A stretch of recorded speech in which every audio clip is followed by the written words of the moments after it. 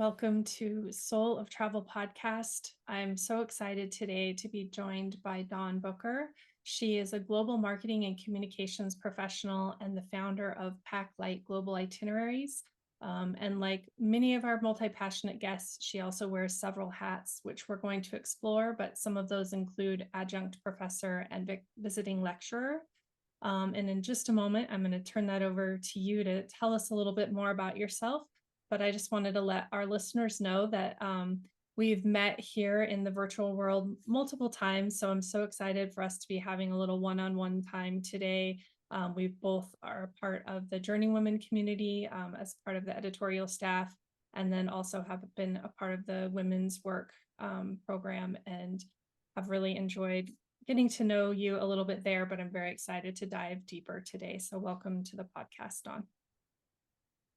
Christine, thank you so much. I just, again, want to start with a spirit of gratitude and excitement and anticipation about this conversation. I also am looking forward to chatting with you. So, again, my name is Dawn Booker, and I founded Pack Light Global Itineraries. And Packlight Global is an experiential travel company that was created to encourage and inspire Black women over 40 to see the world and to do so fearlessly. I wanted to create global spaces of freedom and joy for women, especially at this stage of life. Very often we think 40 is kind of the beginning of a downward slope. And, for me and for my life, the second half of my life has been the most enriching. It's been the most gratifying and fulfilling because I didn't allow myself to stop dreaming. I didn't allow myself to stop thinking about ways in which I could see and serve the world. And so Packlight Global has become that vehicle for me. But I also, as you mentioned, I'm also an adjunct professor and lecturer, and I teach at a historically Black college for women, and I've done so about 11 years. It's been a part of my decision to serve a community that I belong to.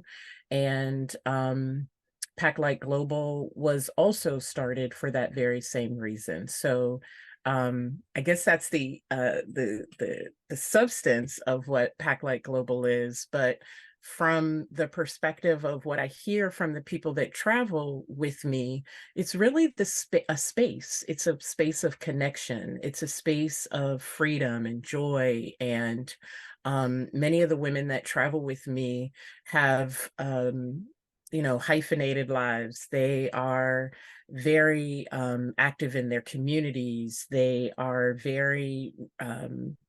they have ascended to levels in their career that require very much of their time and their identity.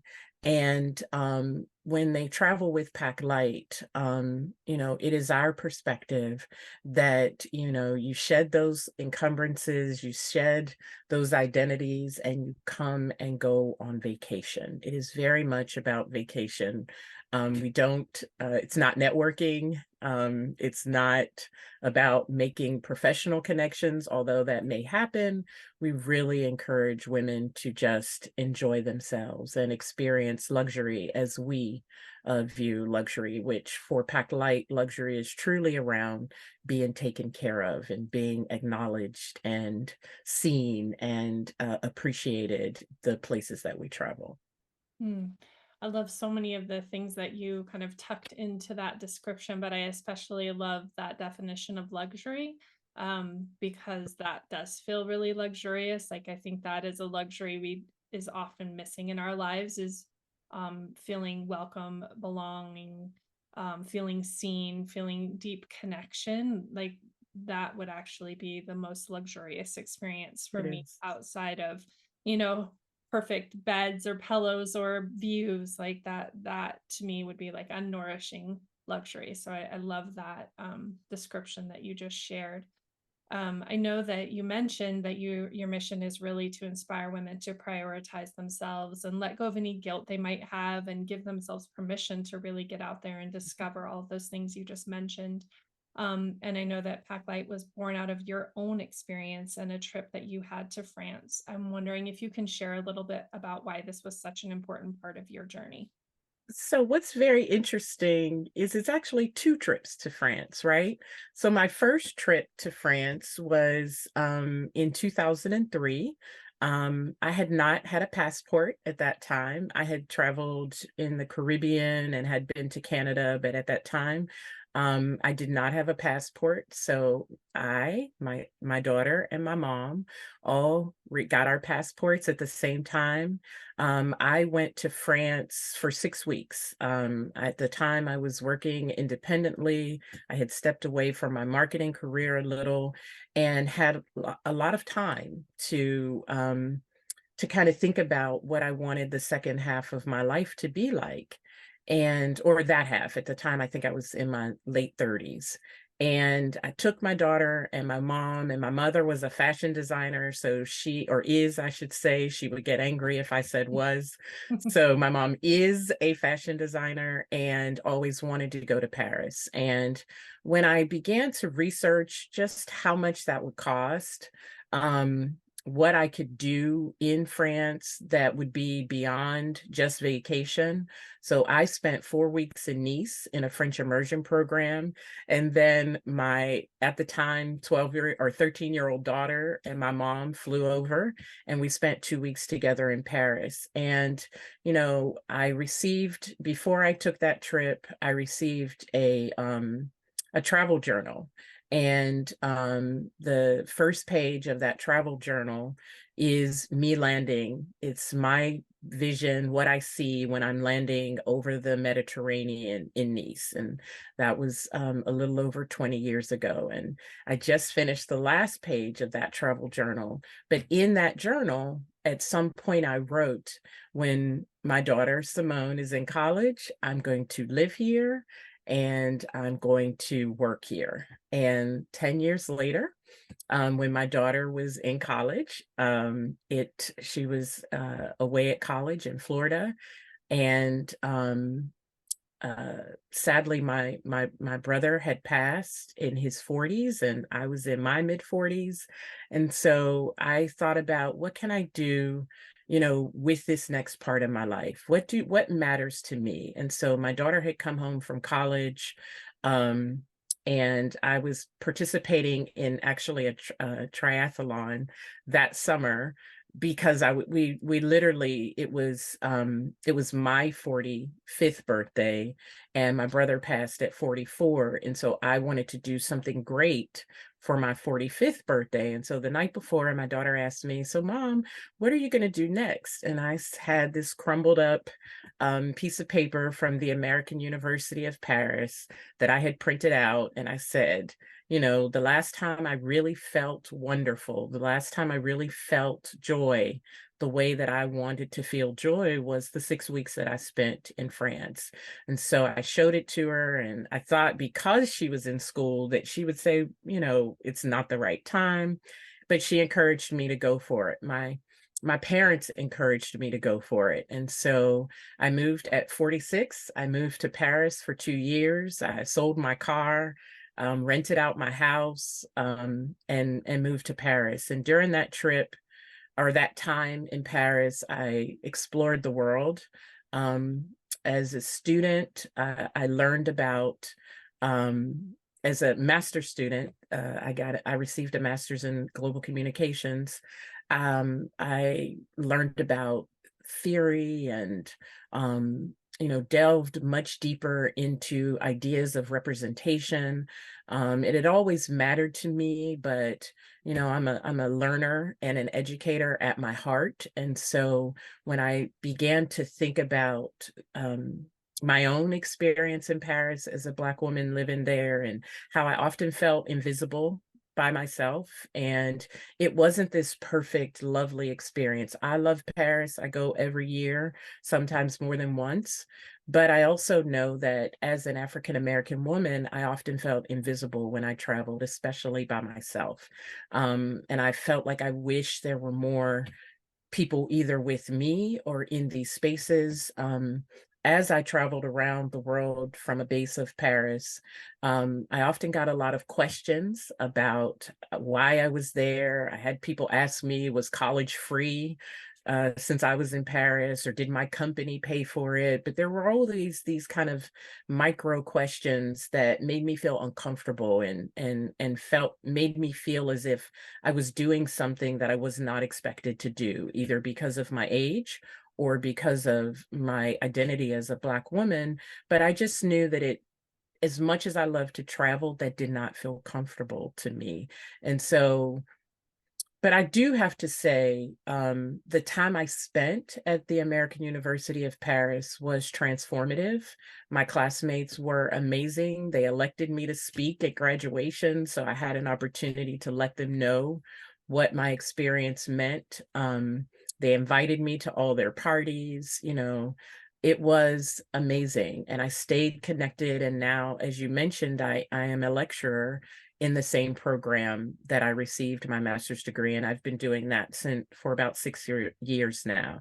And so France, I always say to people, it's magical for me. Beautiful, lovely things happen for me when I'm in France, but it also is a space where I'm reminded of sort of differences that to me are not important and are not the fullness of my identity. But I do love Paris. I do love France. And I think that first trip that I took with my mother and my daughter, it meant so much to me for so many reasons. And so later through Pack Light, I planned a mother-daughter trip, and we did the exact same route. So the same trip, we went to Nice, and we had lunch at the Eiffel Tower, and all the things that my mom and my daughter love so much. We had about 4 or 5 groups of mothers, and I think it was more like we had 12 women. So it was just a lovely, lovely opportunity to kind of relive what attracted me to Paris in the first place. Yeah. Thank you for sharing that. And I think, we were talking about kind of the magic of first experiences. And I think, um, kind of no matter how they go, it's this first time that you see yourself as a traveler, which is a really Mm, reflective experience. Like you said, there was all these things that maybe you wouldn't have noticed about your own personal experience if you were still, doing the things you had been doing in your routine life. And if you hadn't gone somewhere and just begin to see how you see the world and see how the world sees you, like that's such a powerful experience. And that you were really open in witnessing that is a great thing to hear, because I think sometimes we have to be a little more intentional about our travel experiences before we start having that level of awareness. But mm, I do also believe that travel really tries to present us with that level of exploration. Like I think it's so much more than the travel itself. It's really about who you are when you mhm. travel and how you engage with the world, and how you start to see how you fit into it. So Absolutely. I love that you shared kind of all of those moments as you were talking about that first experience for you. Yeah, absolutely. And I'll just say one more small thing. Well, it's small, but it's big. That my time in Paris also allowed me to understand just my identity as an American woman. I mean, very often as African American or as Black women, we don't feel like we have the same access to that American identity that is afforded others in this same country. We kind of, we have this hyphen that we have to have, and others don't, that they can choose to have. And so when I travel and when I lived in Paris, I realized that my identity, a lot of the ways that I see the world, that I show up in the world, are really relative to being an American. And so it has allowed me to embrace that identity as something that I'm not only proud of, but because of our history and our as African Americans, our resilience and our ability to keep going regardless of how we ended up in this country, or what still are the issues here. And so it's an identity that I embrace. I'm clear. So even when I'm in Africa, I'm clear that, my identity is American, and, you know, would hope that, that the people that travel with Pack Light are ambassadors for both African American women, but also for Americans as well. And so that's an important value for us as we travel. And it's something that I would not have said when I first began traveling. But the more I interacted with people from around the world, I realized, I do have a lot of the qualities of my fellow Americans um, that has evolved over the years. Yeah, thank you again for sharing that reflection as well. We have talked a little bit about, labels and recognizing who we are and how that shapes, how we do move into the world and how we move through our lives. And in your on your website, you mentioned that a lot of your customers are women who are at career crossroads, who are retired empty nesters, happily married, blissfully single, all of these different labels that we give ourselves or are given to us. But when you travel, you really encourage them to leave those labels at home. And I know this is something that I talk about a lot on the podcast. It's actually one of my very favorite things about travel is that I have this moment often when I step off the plane and like the only thing that like leaves the plane is Christine, Oh, I not love that. I mom, love that. not the person who forgot to send the email for the parent teacher organization, not all these other things. Like something about who I am is most alive in that space, but it's when I can most connect to that part of myself. So I would love for you to talk a little bit about that conversation around those labels, why you think it's important for your clients to leave them at home and how that shapes their travel experiences. And then also when they come back into their lives with that awareness later. I think that's my favorite part of Pack Light. So I initially thought I was starting a pure travel company. I thought that um, I'd found a niche. As you had mentioned in my introduction, I spent my career in marketing. And so what I began realizing, not just so when we had our first trip in Bali on the last night, many of the women were extremely emotional, to the point where I was trying to understand like what was going on, what's happening here. And then it happened again. Then it's actually happened on every single trip. And so so in Croatia, we had chartered a yacht for 30 women, a 19-room yacht. And it was just one of the most amazing experiences that I've had in travel as well. And not because it was Croatia, not because it was the yacht. I mean, that was a part of it. And our yacht was owned by a woman who flew in because she was so excited that this group of women was going to be using, chartering her yacht.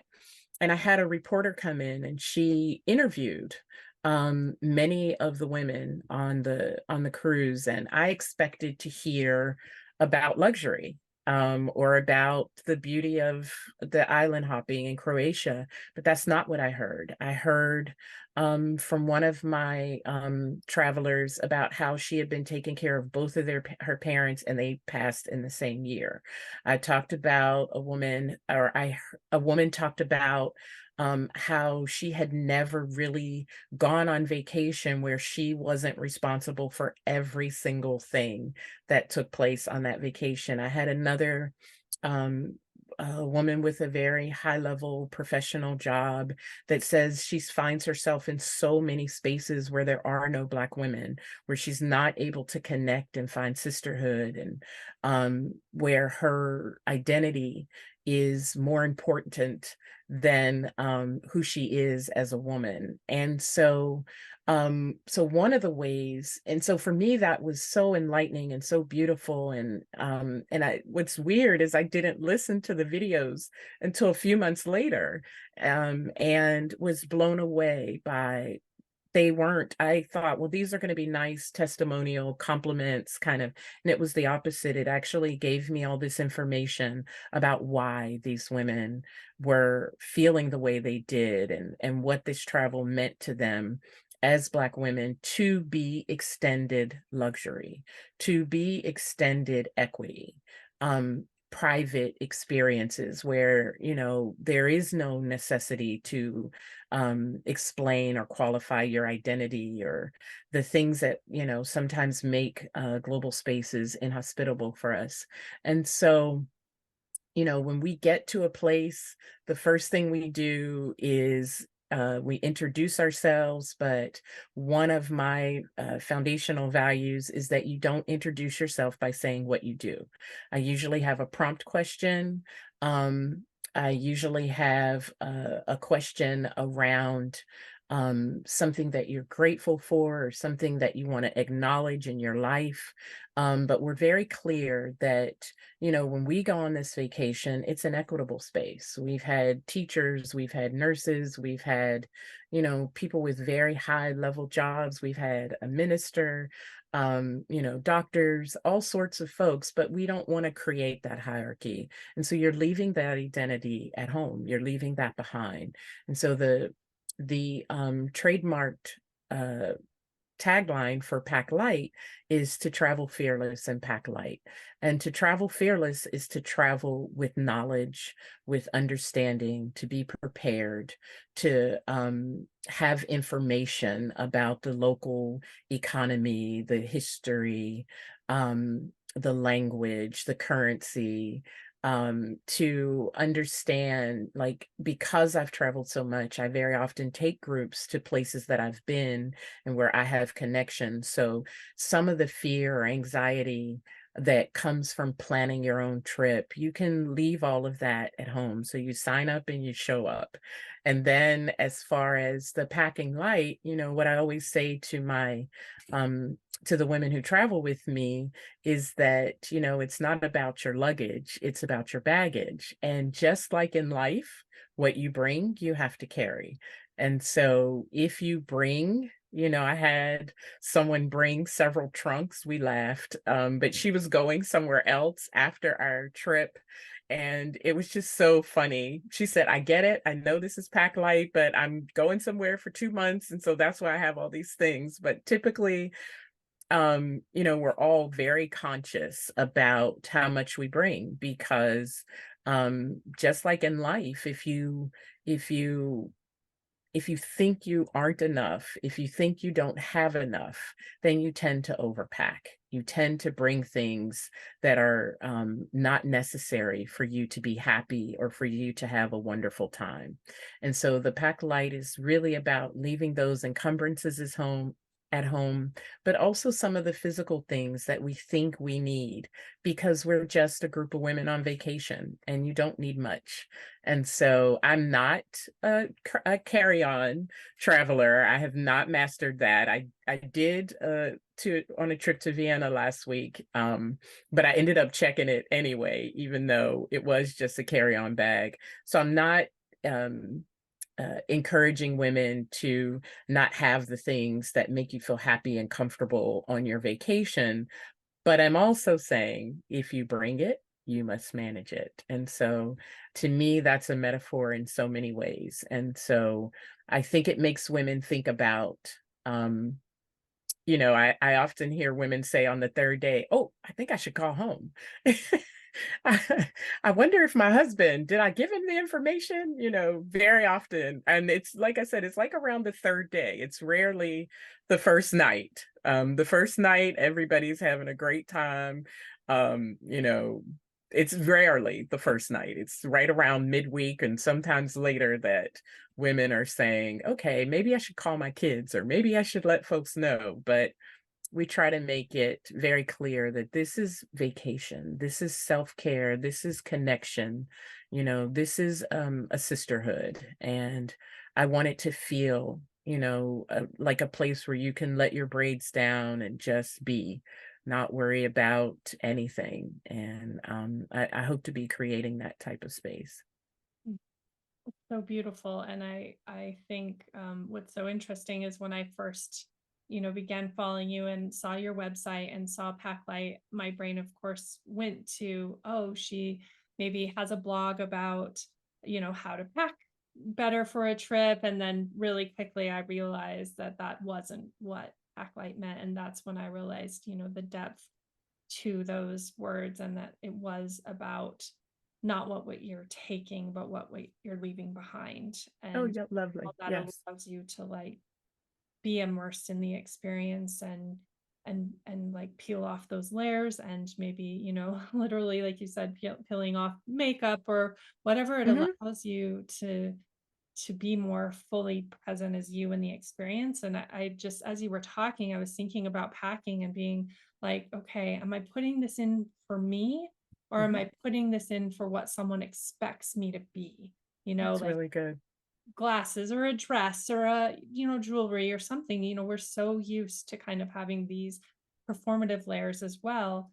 And we take them when we travel. And I even think travel sometimes gets a brings you into it even more because you're like, oh, if I'm going to be in Paris, of course I'm going to be like the Parisian version of me in Paris, who doesn't even exist, and you're not No, going to get it right. And you're going to have the wrong shoes anyway because you don't always have the wrong Paris. shoes.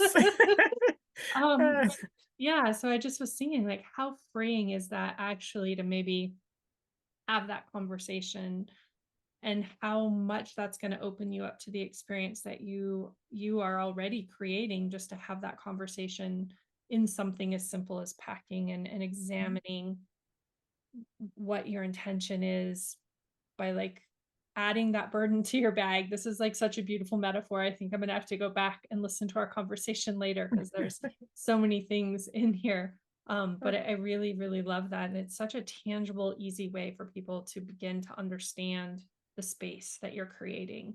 Mhm. And the other things that you mentioned that really resonated for me were this um, second half of life. You're really speaking to women over 40, and then you said something about how this made you feel. And I think, we spend so much time worrying about how other people are feeling, how we're creating this space for them, and to just ask this question of how do I want to feel in this second half of my life? Not who do I want to be, not what title I want to have, but how do I want to feel? So I really love that. And I wanted to ask if you might share a little bit more about Well, I am, I mean, I have to be, kind of honest in this moment. Tomorrow would be my brother's birthday. And, it was just three of us, my sister and brother and I. And so we had plans. Like my brother died in an accident. So we saw his desk. We saw that he had just got business cards printed. We saw that there was a life unlived. And I had an aunt. So that passed at 39 with breast cancer, my mom's youngest sister. And so those were just hugely impactful to me. Both of those experiences were hugely impactful because I understood that my life is a gift, it's a privilege. I was encouraged. It was funny. My dad was the last person I told that I was moving to Paris. My business side came from my dad. And so, well, he was the last person I told, not knowing that my mother had told months ahead. And so when I told him, he was very clear about how proud he was about, my dad would say things like, when you get home, you're going to be able to write your own ticket. And so, unfortunately, though, when I came home, m- what other people saw first was not what I saw or felt first. What they saw was a woman 48, 49 years old who had been living in Paris for 2 years. And so there was a break in my career, which my job before I went to Paris was a vice president of marketing for economic development agency. I came home and found that the world didn't embrace me the way that I thought they would. I thought there would be all these opportunities in global development, and I would apply for things and realize that somebody would get it right after, in their 20s or right after doing a Peace Corps stint or something like that. And so I wondered if others my age were feeling, and I had someone say to me, you should be supporting your daughter's dreams, which I do and always have, but I didn't feel good about kind of being like let out to the pastures to, be everybody else's kind of cheerleader. I wanted to be that for my own life, but for my friends and people that I knew still had so many things that they wanted to do. And I remember when I spoke at graduation in Paris, and when I finished, the parents, because I talked about, there's a quote from Maya Angelou about living your dreams and wouldn't take nothing for my journey now. And the parents rushed me and they were all crying. It was the parents that said, their children are in Paris because it was always their dream, and I just didn't think I was modeling for my daughter, something that I wanted her to emulate if I decided that, okay, I'm 40, it's your turn. I didn't do that. And so, she travels with me on almost every trip. She has taken over portions of the business on site that are so beautiful and helpful.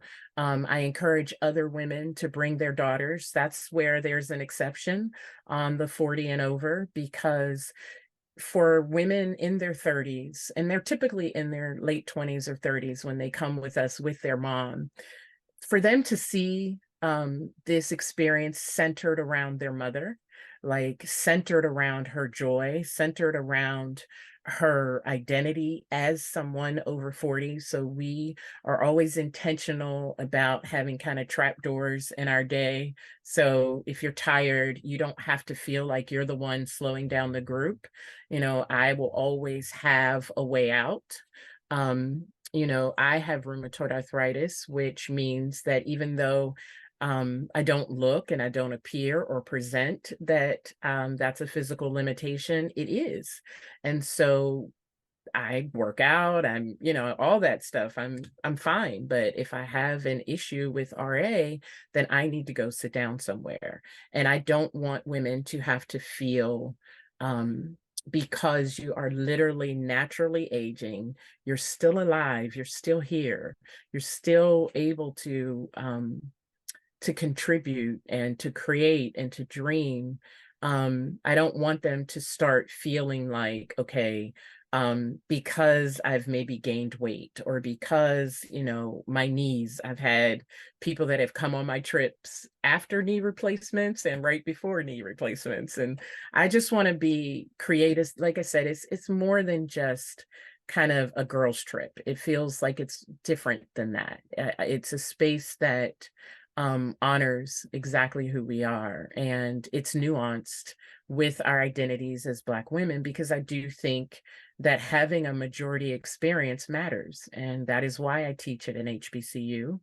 That is why, my life is diverse. I have all sorts of friends. I've always have, but this is meaningful for me to not have to code switch, to not have to be something different than who I truly am.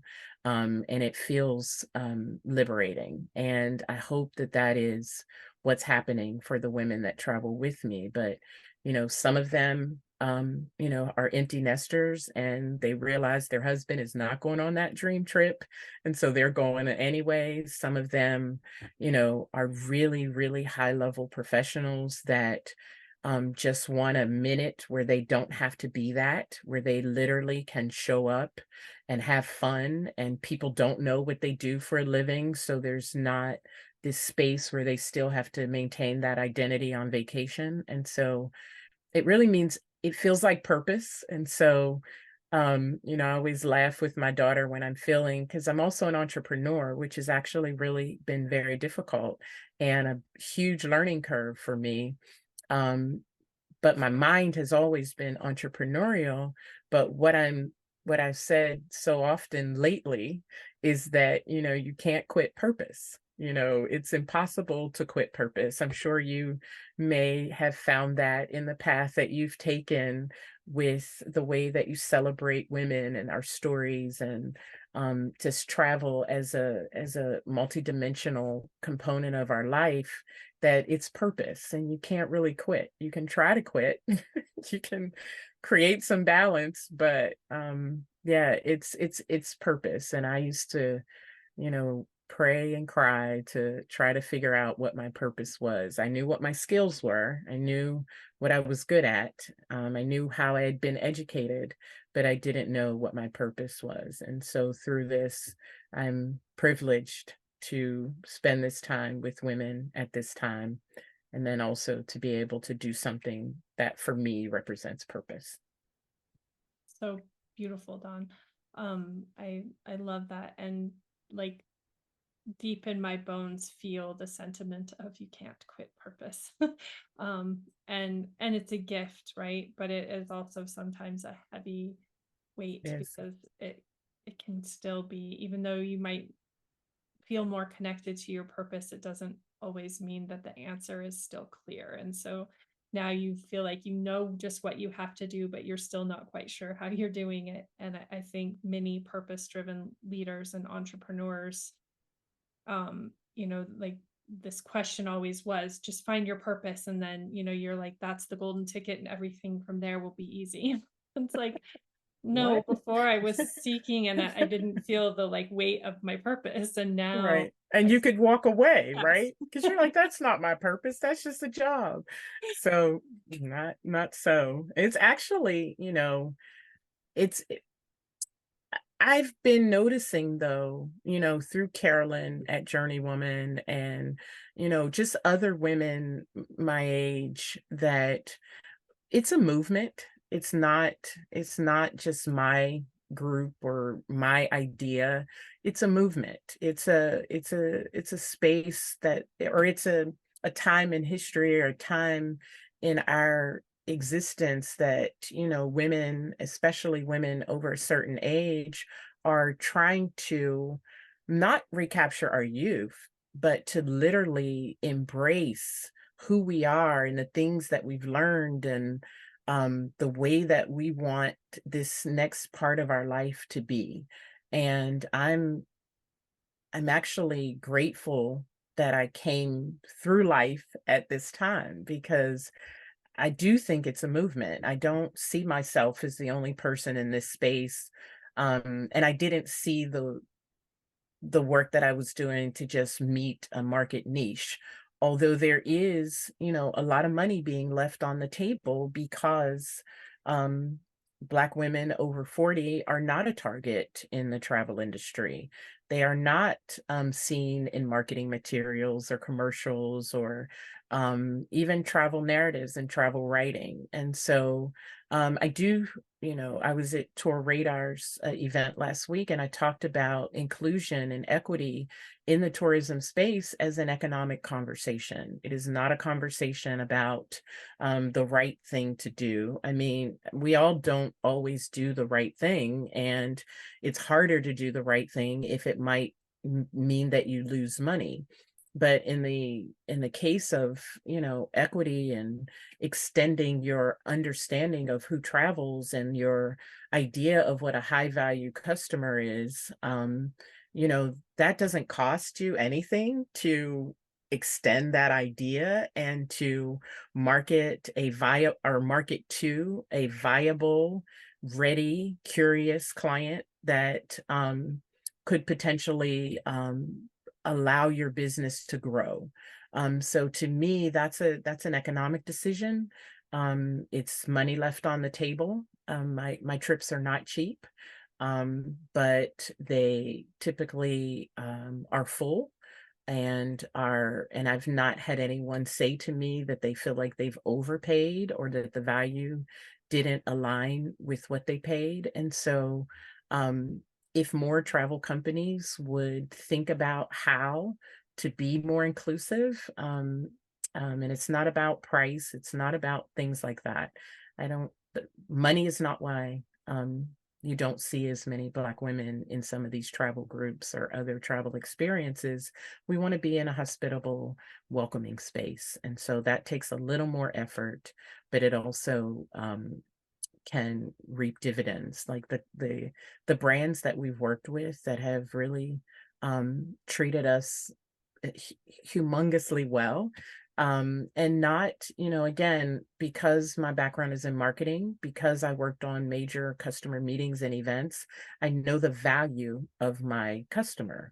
And so when I talk to a brand, I'm not saying, well, can I get a discount? I'm saying, this is how much this is the average spend of one of my customers.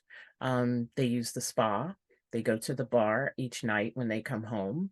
If you have a gift shop, they're going to converge on it and buy the high ticket things. They're not buying the candy bars, they're looking at the jewelry. If you have a concierge that is selling excursions or other opportunities, there's all sorts of ways in which I know my clients, my customers, and me as the planner are contributing to the revenue of the place that we're staying. And so I negotiate from that perspective, but not from the perspective of, we're women of color and we expect to have a discount so that we can come to your property. No, we are, we're going to represent a third of your rooms for the 2 nights that we're there. And so we would like our rates to reflect our value to you for the 3 nights that we're on your property. And so that's what others do in the same space. And so we have the same expectation. Yeah. Oh my goodness. Again, I wish I could go back and rewind so that I could ask about a million follow-up questions to everything that you just shared. So I will be doing that afterward for sure. And luckily I can email you to follow up. But I really I want to go back and try and see if I can get it right. But one of the very first things you said is looking at diversity as an economic opportunity and not just a social initiative. And Mhm. I think um, that's so incredibly powerful because I think in the industry we've been talking about, first it was maybe volunteer tourism, responsible tourism, sustainable tourism, and now it seems like DEI kind of is like this next thing that has getting lumped into this social responsibility bucket adjacent to tourism, which I don't agree with any of that being true, but I can see that that has happened. And it also always is, we also can't do this because just because it does good doesn't mean it's economically beneficial. And I really just love that clear line that you Mhm. drew, that you're actually just shooting yourself in the foot by not being inclusive. Mhm. And the other thing, you were talking about marketing and who we're seeing, who we're selling travel to, and who is Mhm. traveling, and that disconnect. And I think it's so huge, whether you're talking about Black women over 40, or whether you're just talking about women over 40, or you're That's right. talking about people who are not able-bodied, who have, That's right. there's so much that we're missing in terms of who we're Mhm. marketing to, who is traveling, and who feels not included in the travel experience. And I was so aware of this after another interview, talking about walking through a travel event and picking up brochures and saying, who do you see on the covers of all of those brochures? And, at one point it was me, but it's not me anymore on the covers of those brochures, but I'm for sure it was not you. And I just had that moment where I thought, I hadn't had that experience in that way before. It took until I was in Oh, my late wow. 40s to have that awareness, right, where it resonated with me. Um, but then I was like, oh my gosh, I this is a missed opportunity and a disgrace on so many levels, and Mhm. something that I felt really disappointed in our industry for not really tackling head on much earlier than this. And so that was kind of a rant and a ramble, but No, that was beautifully said. That was beautifully, beautifully said because, like you said, sometimes these things, these business practices, because I don't call DEI, it's a business practice. Um, they're only thought of to be relevant to the group that is impacted.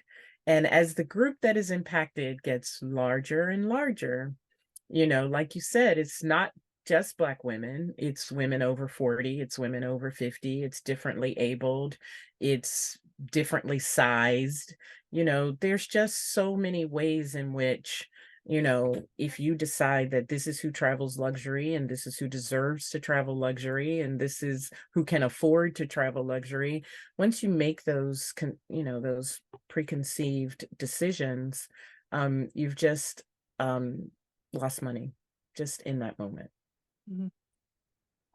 Wow. I feel like that was just so incredibly powerful, and I really want to be able to dig into that deeper. So I'm gonna put a sticky note on that for follow-up and for more conversation. But before we end, I think all through this and maybe even just in this last moment, we've really been kind of alluding to travel values.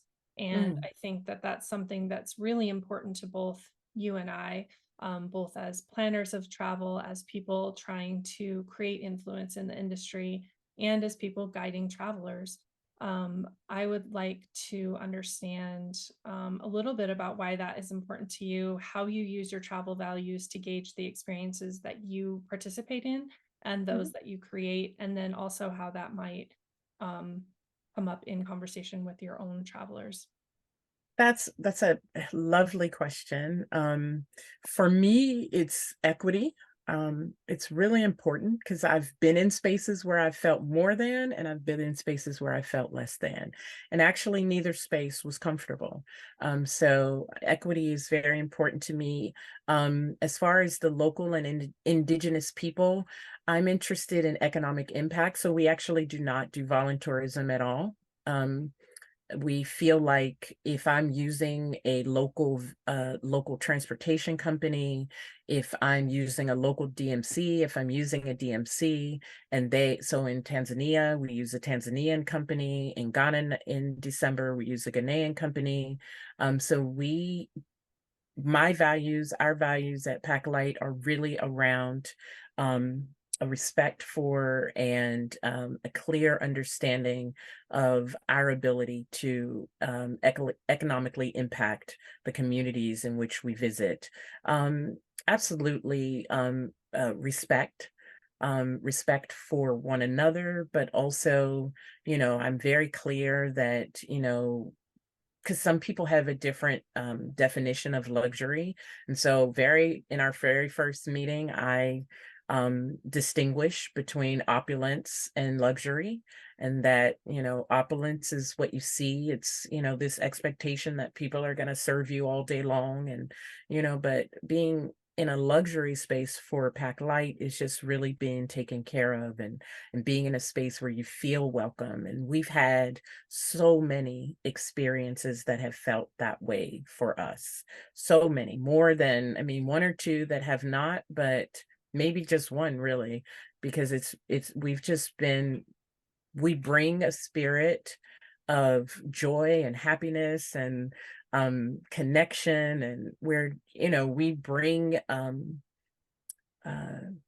just a lightness that allows us to again be our full selves, but also to be in a space where people see us. And the colorful, if you've seen our website, the colorful photo shoots that we do. So I initially said that Packlight was for women of color because it was a play on the words. It's actually created for Black women, but in every city we do these very public, very colorful photo shoots, and the people remember that they saw us. Recently, when I was launching my 2024 trips, I did a poll. I have a Google, excuse me, I have a Facebook group. And I did a poll, and very many wanted to go to Greece. They wanted to do a similar island hopping trip in Greece. Well, at the very same time that I had sent out that poll, there were multiple instances of immigrants that had perished in the waters around um, in and around Greek islands. And once I put Greece there, and I had said that, Greece was one of the places that we were high, was high on our list, one of my travelers said, why would we as Black women, you know, choose to be in a space that, is having, has all this, these remnants of people who have perished in the waters. And immediately I, removed it from consideration. And then I expressed, and we may do Greece, I've been to Greece. It's nothing against traveling in Greece, but as Black and Brown women, for us to know, and it was literally the week of the major, which was not, perfect, good timing for me, but it made me feel proud that the women that travel with me understand my values. And then I, wrote a pretty long post about why. But it was, on the poll, it ranked the very highest as a destination folks wanted to do for 2024.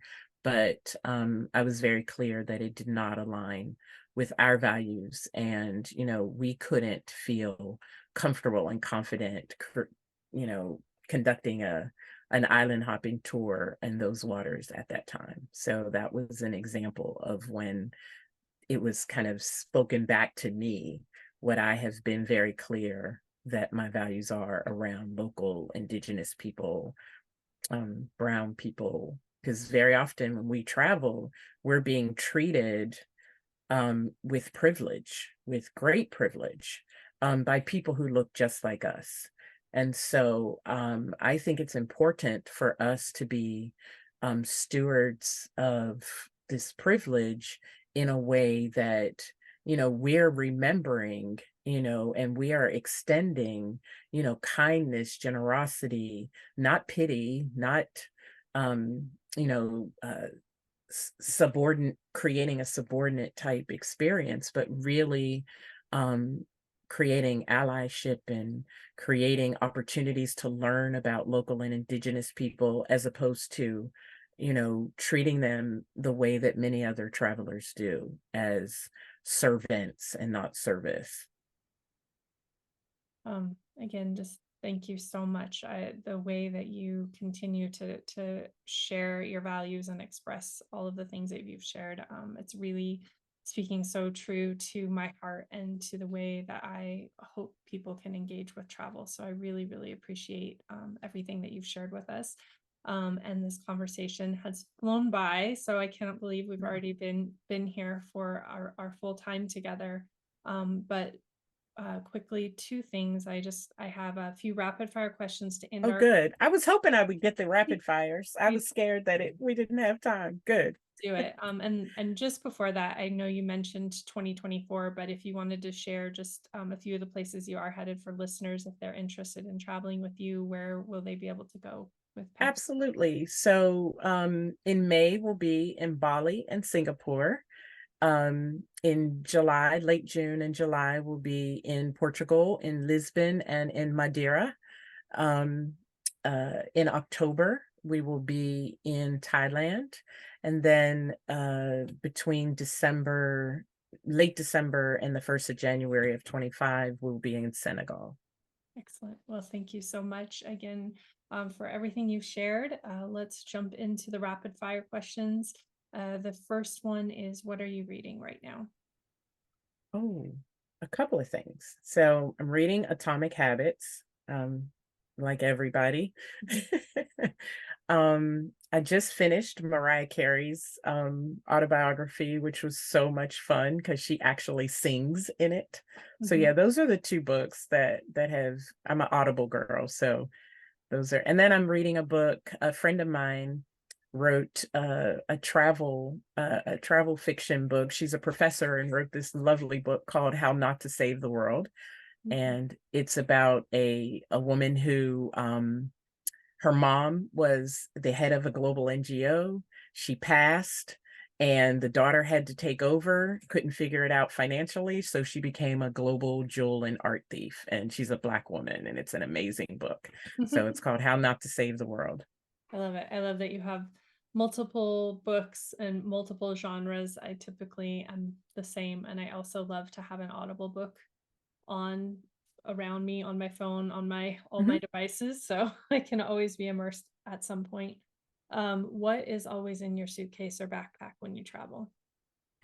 I should have asked what isn't in your case, but Oh my gosh. No, I'm not there yet. Like I carry what I can bring, but my suitcase could always be half the size of what it is. I'm down to a middle-sized suitcase or medium-sized suitcase and a small carry-on. That's my world. But it could be half of that. So I always have some tea. I usually have tea. You're gonna laugh, but I always have Vicks because on a plane, my ears get really bad. So I always have Vicks. I always have tea. Um, what else do I always have? Oh, I always have an HDMI cord so that I can watch TV.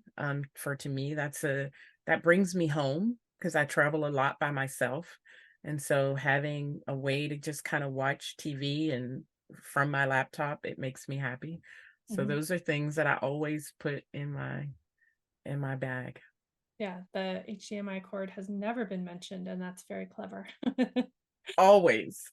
Like I have to watch something from because I've traveled so many places where not a single channel is in English and I just want to watch a movie or I just want to kind of unwind. And now, between that and my VPN, I can turn on Hulu or Netflix and watch a movie and feel comfortable. Yeah. To sojourn is to travel somewhere as if you lived there for a short while. Where is some place that you would still love to sojourn? Tanzania. Mm. Tanzania. I was there for Christmas on Christmas Day, and then, I had a group join me, and then I stayed an extra 4 days, and I could have stayed an extra 6 months. I absolutely loved Tanzania. Before I went to Tanzania, I would have said South Africa, but yeah, Tanzania, very Mm. much so. I haven't been yet, but would love to go as well. So, what is something you eat that immediately connects you to a place you've been? Um, I think that charcuterie before it became um, kind of everybody's everything. That used to be something that always took me back to Paris. Rooibos tea Yeah. takes me to South Africa, for sure. So yeah, those are the two. Rooibos tea is something that I love, and I make a latte because they have the red lattes everywhere when you're in South Africa, and so that's Mm. something that I like. Thank you. Who was a person that inspired or encouraged you to set out and explore the world? I have to say my parents. I have to say we went on vacation every single year when we were children. It didn't my dad worked for the federal government. I don't know how many weeks vacation he had, but every year we went to Wildwood, New Jersey. With it took us 13 hours. I found out later that it was not that far. I mean, we would spend the night on the way, but yeah, I think that my parents, my mom has always, wanted to go to Paris, and so that was something that was in my mind when I took that first trip. My dad was stationed in Berlin and traveled all over Europe, played for a Berlin football team, so we always had pictures of him, and he passed a few months ago, and we found pictures of him coming out of a train station in London. And so there, yeah, I think that it always felt possible. It never felt impossible. Travel felt like that was what we did in July every summer, no matter what was happening in our lives. And we continued to do that until my dad got really sick.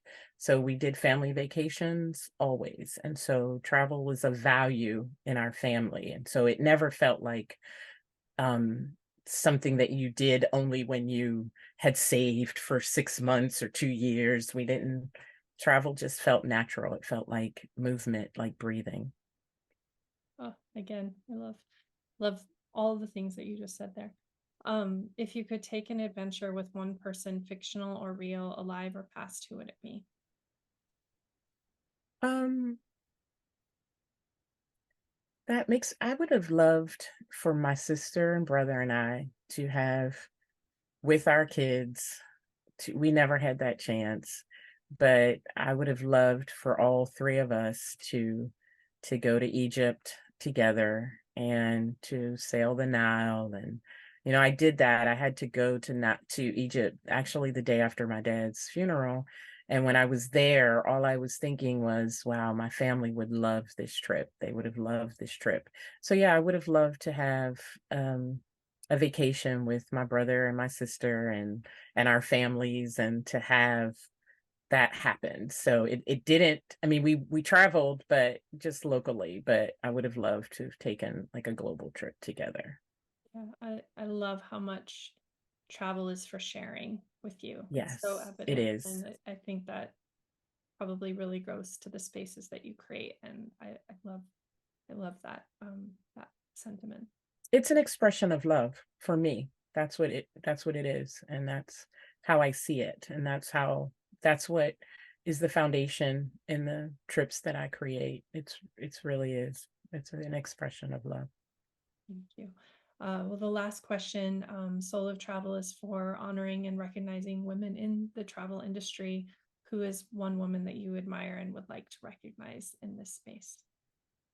Um, I think a travel writer, Faith Adelaide, and I hope I'm pronouncing her name correctly. And then also another travel non-binary, Bonnie Amore. They write about inclusive spaces and beyond just race, but also about ability and gender and all of that. And so both of them have made me think about um, global identities and travel as Black women. And I think that travel writing is more than just entertainment. I think it's an account. I think it's history.